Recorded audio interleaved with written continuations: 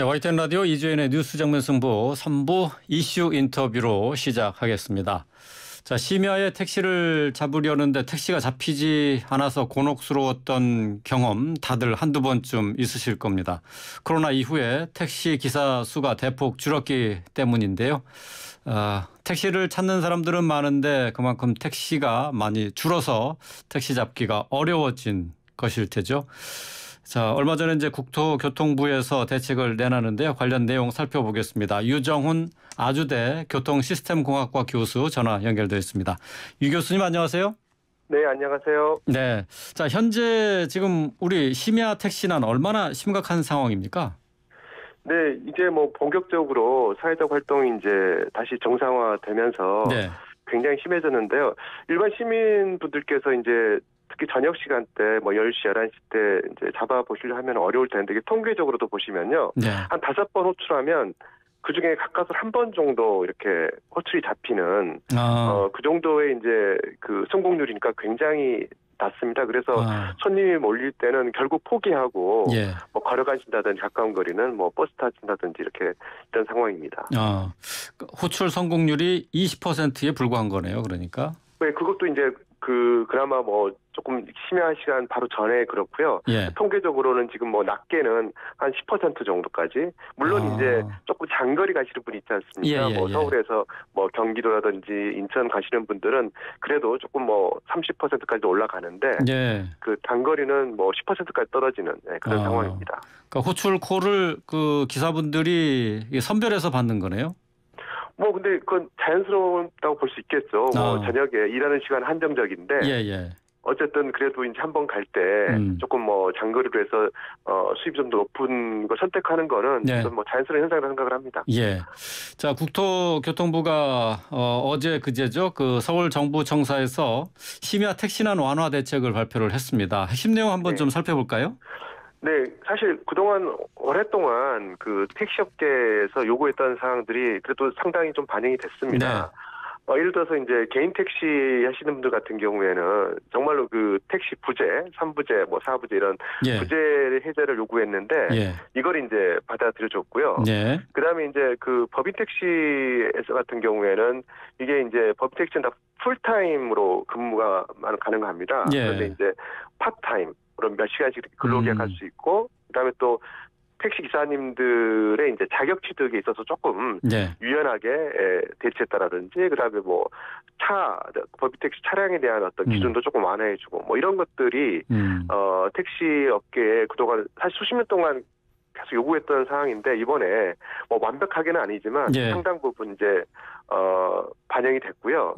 또 하나는 결국 이제 이게 심야 택시 대란이지만 사실은 이게 시민들의 심야 귀가 대란이거든요. 그래서 이제 이번에 또 이제 중요한 것 중에 하나가 택시 요금을 이제 인상을 하게 되는데 이제 그랬을 때 이제 부담을 느끼시는 시민들을 위해서 또 심야 대중교통을 좀 확대하는 거를 또 발표를 했고요. 이 중에 또 눈에 띄는 게 기존에 이제 뭐 올페인 버스라든지 그다음에 심야 광역버스뿐만 아니고 이제 수요 응답형 버스라는 게 있습니다. 아직은 이제 그 일부 시에서 시범적으로 하고 있는데 이렇게 일종의 택시와 버스의 중간 정도의 그런 이제 서비스인데 이런 것도 이제 이번에 한번 규제 샌드박스를 통해서 한번 도입하겠다라는 게 대표적인 내용이 되겠습니다. 그러니까 전반적으로 이제 기사의 수, 택시 기사 운전하시는 분들의 그 수를 늘리는 것에 약간 이제 초점이 있지 않느냐. 물론 뭐 호출료라든가 요금 인상 부분도 있지만은 수요 공급 불일치의 원인이 이제 택시기사 부족 때문이 아니겠느냐 이렇게 국토부에서는 보고 있는 것 같은데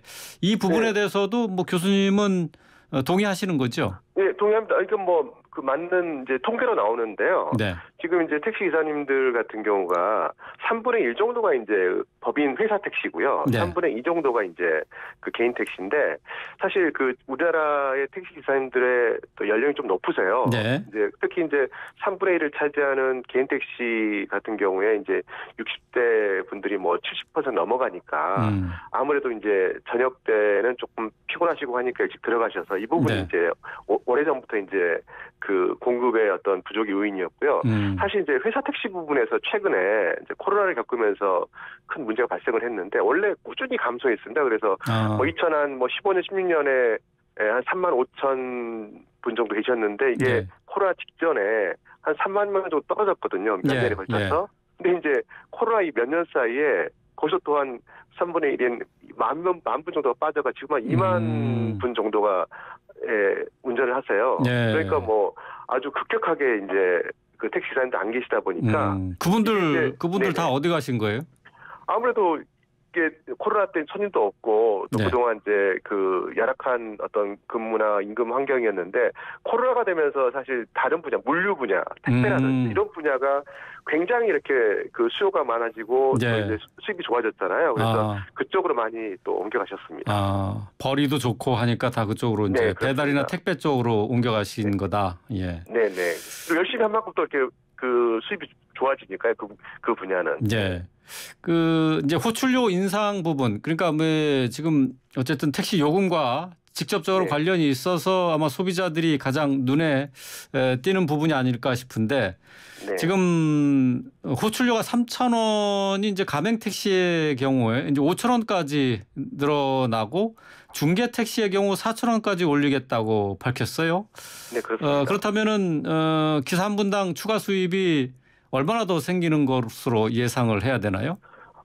이거 사실 이제 뭐 또 기사님 근무 시간이라든지 다 다르기 때문에 이제 뭐 이를저를 말씀드릴 수는 없지만 지금 이제 또 기사님들의 의견들을 보면 이번에 그 호출료 같은 게 특히 이번에 뭐 플랫폼 사업자들이 호출료 인상분의 상당 부분을 뭐 심지어 90% 정도는 뭐 기사님들 가게 하겠다 이런 이제 이야기 나왔기 때문에 이제 그럼에도 불구하고 한 달 기준으로 뭐 적게는 30만 원, 많게는 한 50만 원 정도의 추가 정도, 근데 30에서 50 정도 수준에서 수입이 좀 증가할 거다. 이 정도로 이제 예상을 하고 있습니다. 예, 월 30에서 50만 원 정도 수입이 늘어날 수 있을 것으로 예상을 하신다. 그렇습니다. 네. 이 정도의 글쎄요 인상 수준이 택시 기사들을 불러 모을 수 있는 유인이 될 수 있을까요? 당연히 충분하지는 않고요. 왜냐하면 지금 이제 뭐 코로나 전에도 그렇지만 지금 특히 이제 법인 택시 같은 경우에 뭐 심지어 최저임금에도 못 미치는 그런 또 이렇게 월 수입을 올리시는 분도 많기 때문에 뭐 한 50만 원 정도 추가 수입이라 하더라도 뭐 충분한 건 아닌데 저는 이제 이렇게 봅니다. 사실 그 택시 요금이 일종의 정상화 과정이라고 보는데 그동안 이게 잘 안 됐거든요. 택시 요금을 이렇게 물가 상승에 따라서 이렇게 시스템적으로 올리는 이런 것들이 잘 반영이 안 됐는데 이번에 어쨌든 정부하고 지자체에서 이게 택시가 이대로 되면 안 되겠다라고 생각을 해서 과감하게 여러 가지 대책을 지금 새롭게 내세우고 있고 또 규제도 없애고 있기 때문에 저는 뭐 어떤 방향성이 이제 조금 요금이 정상화되는 방향으로 잡혔기 때문에 지금 당장은 이렇게 수입이 뭐 대폭 늘어나는 건 아니지만 또 택시 기사님들 입장에서는 또 뭐 택시를 생각하시는 분들 입장에서 이게 택시가 이제 산업이 조금 정상화되는구나 하는 어떤 뭐 희망을 좀 볼 수 있기 때문에 뭐 그래도 상당한 유인 요인은 되지 않을까라고 생각하고 있습니다. 네, 호출료의 90%를 기사분에게 돌려주겠다고는 했지만은 결과적으로는 이 플랫폼 회사, 택시 회사의 배를 불려주는 게 아니냐 하는 우려도 있는 것 같은데요. 이건 뭐 진짜 우려에 그쳐야 되는 상황인가요? 어떻습니까?